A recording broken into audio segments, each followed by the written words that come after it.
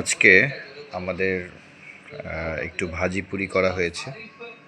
এখানে পুরি ভাজি এবং এখানে ব্রয়লার মুরগির মাংস দিয়ে আমরা চিকেন ফ্রাই করেছি, চপ, মানে ফ্রাইও না, কিছুটা বেসন দিয়ে চপ করা হয়েছে। এখানে এই যে ডাল পুরি করা হয়েছে, এর ভিতরে ডাল আছে।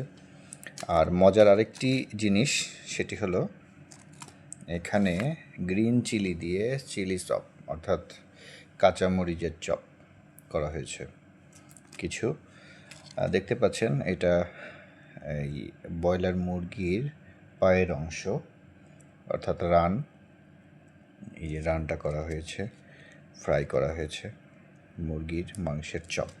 আর এখানে কিছু সালাদ নিয়েছি আমরা, শসার সালাদ, কিছু লেমন স্লাইস করা হয়েছে, আর শসা সালাদ করা হয়েছে। আমরা এখন এইটা আজকের রাত্রের জন্য এটাই আমাদের খাবার, ডিনার। আমরা এটা দিয়েই সারবো ইনশাল্লাহ। ধন্যবাদ সকলকে যারা ভিডিওটি দেখলেন।